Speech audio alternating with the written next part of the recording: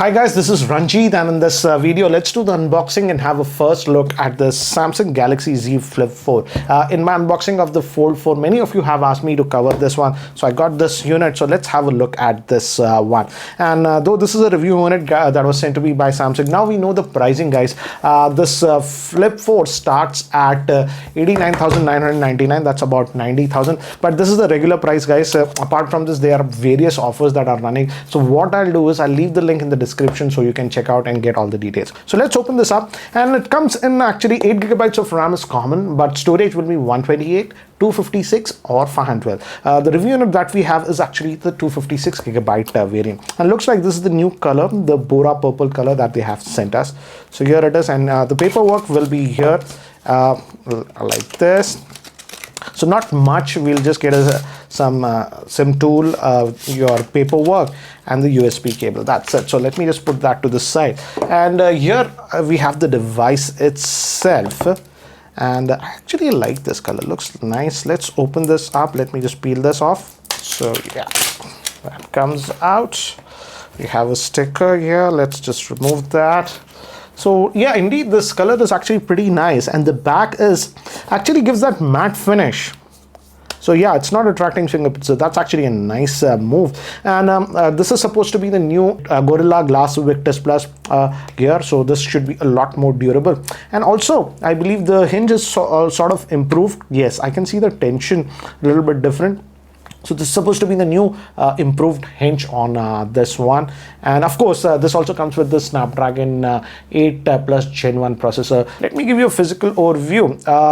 Top, we have a secondary noise cancellation microphone. The volume rocker is here. The fingerprint cum power on off button is here, and bottom will be the speaker. Again, obviously stereo speakers. Main microphone, actually we have two over here. That's interesting. And your SIM tray will be over here. We have one physical nano SIM on this smartphone, but the second SIM is eSIM. So we do also have the eSIM functionality on this smartphone. And again, this is the flexible screen, 6.7-inch screen, and this is also an AMOLED screen that you have that covers a display, but now they have added a little bit more functionality. We'll look at it. The cameras, though both of them are 12 megapixel, but Samsung says this has improved considerably and can gather in a lot more light. So we'll look at it. The inner camera is the same, 10 megapixel. So let me do one thing, guys. Let me actually boot this up now, and let's have a look. Let me do one thing, guys. Let me just set this up, and then we will continue. So guys, I have set up this smartphone, so let's have a closer look at the same now. And as you can see, guys, again, the inner screen is still a 6.7-inch screen, but definitely I would say the bezels have been narrowed a little bit compared to the Fold 3. And also the hinge, again, this feels slightly better, and I believe this is also slightly narrower, the hinge that we have. And again, it's armor aluminum, what Samsung likes to call. And again, in the in-hand feel, I don't know, this feels a lot better, and I still like the matte screen. If you guys follow me, I just hate smartphones with fingerprints. This will avoid it. Oh, okay, the cover screen, this is actually a 1.9-inch cover screen. And again, this is also an AMOLED screen. And if you notice, these actually dot means a notification, and you have a lot more options over here. This time you can add widgets and all these things, timers, calendars, and all. And apart from that, you can even control, if you swipe from down, some of the tasks over here. So this has added functionality, I would say, the cover screen on this one. Of course, you can also use this in the flip mode like this. For camera, I feel this is very cool. I'll show you that. If you just double press the power button, it invokes the camera photo mode. So it's using the main cameras, so the pictures will be good. And again, it has the in-display fingerprint scanner, guys. So very responsive. You just press it, tap on it, and it'll just unlock. So that way it's actually pretty good. And again, guys, this one is actually having the new type of screen. This is the dynamic AMOLED screen, and this is actually very power efficient. Yes, this is 120 hertz, but the refresh rate can go down as low as 1 hertz. For example, right now we are not doing anything, so it will come down to 1 hertz automatically. That way it conserves a lot more battery, and I feel considering that the capacity of the battery battery also has increased. Now it's a 3700 milliamp hour battery, and the big thing is the Snapdragon 8 Plus Gen 1. The combination of all this, the LTPO screen, the Snapdragon 8 Plus Gen 1, and the 3700 milliamp hour battery, I feel this should actually give pretty good battery life, considering the experience that I had with the Fold 4. The Fold 4 also has the Snapdragon 8 Plus Gen 1, and this is giving significantly better battery life compared to the Fold 3, though it has the same capacity battery. We still have the crease, but when I move my finger, it is not that obtrusive, I would say. Again, I'm pretty sure these smartphones will be available on quite a few Samsung stores, so I would urge you go and check it out in person to get an idea. If I go about the phone and if we go to the software information, out of the box it's coming with One UI 4.1.1 and Android 12. But the good thing is that like most other Samsung flagships and even like the Fold 4, this will also get the next 4 years of Android upgrades and 5 years of security updates. That's the best in the industry, so that way you are sort of covered. Another thing that is I noticed in the specs that they have improved slightly is that the maximum charging was limited to only 15 watts, but now it can go up to 25 watts, and even wireless charging is now up to 15 watts on this one. This also does support reverse wireless charging like that. In fact, guys, here are all the specs for this specific version, so that you can get a better idea regarding the smartphone. Also, coming to colors, this is the new Bora purple color, and it comes in default 4 colors, but again you also have the bespoke edition where you can actually customize everything and make it your own. I believe over 75 colors customization or something,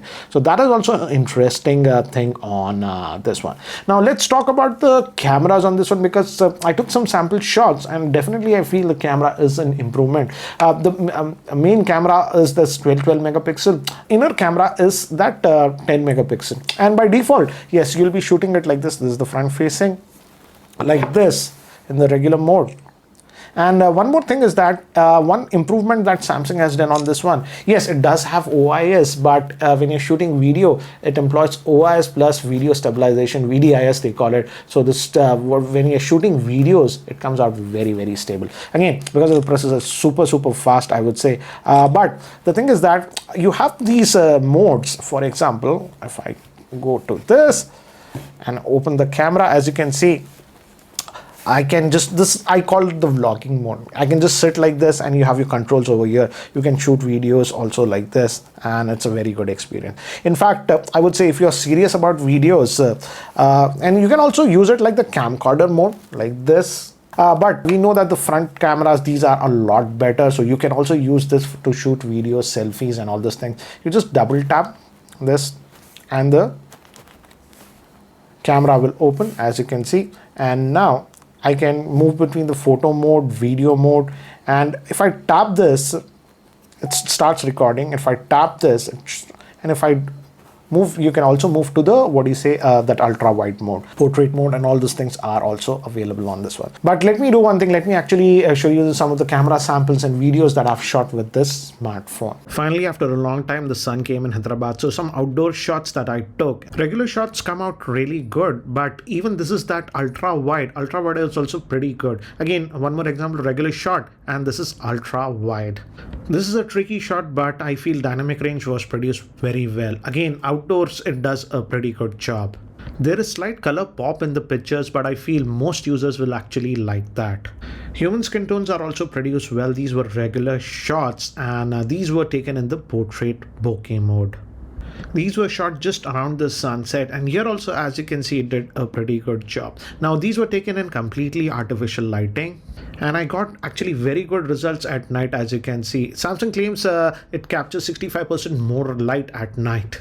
And definitely I would say this Flip 4 is actually doing a pretty good job in pretty low lighting conditions. Actually, this was how the light was, but when I took the shot, it came out like this. Some human subject shots in low indoor lighting, and as you can see here also, it actually did a decent job, and these were taken in the portrait bokeh mode. Another thing that I noticed is that the ultra wide is actually pretty wide, as you can see. Now these were shot with the 10 megapixel front facing camera, and as you can see, in outdoor conditions it's actually doing a pretty good job. Now these were taken in the portrait bokeh mode, and I feel the portrait bokeh mode is also doing a pretty good job, and these were taken in indoor conditions. Guys, shooting the video with the front facing camera, that's the 10 megapixel, and I've set it to actually 4K. Even with the front facing camera you can set it to 4K. So I'm shooting in 4K and I'm just walking around to get you an idea how is the video quality. The audio is also being recorded via its internal microphones. Now guys, I'm recording the video with the rear facing camera. Again, I've set it to 4K, and we also have a super steady option. I haven't enabled that.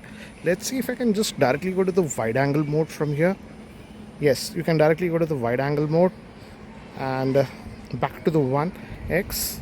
So this is sampled at 4K, guys. Guys, I'm recording the video with the main camera, but I'm using the cover screen and I'm just walking around. So we are actually using the main 12 megapixel camera to shoot the video.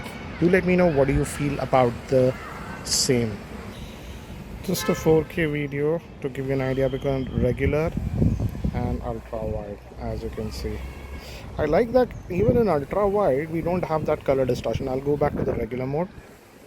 Regular, and this is ultra wide. So guys, this is the Samsung Galaxy Z Flip 4. What do you guys feel about this one? Certainly I would say improvement over the Flip 3, particularly in terms of battery life. I feel this should fare a lot better. It's very difficult to portray this in the video, but I feel they have improved the hinge on this one. And I also still like the fact that this one is still having the IPX8 rating, that is water resistance for a foldable. But what do you guys feel about this Flip 4? Do let me know in the comment section below. And if you have any specific questions about this device, do let me know in the comment section below. I'll try to post another video or a FAQ video after a couple of days. Anyways guys, if you guys are still not subscribed to this YouTube channel, hit that subscribe button. This is Ranjit and I hope to see you in my next video. Take care guys.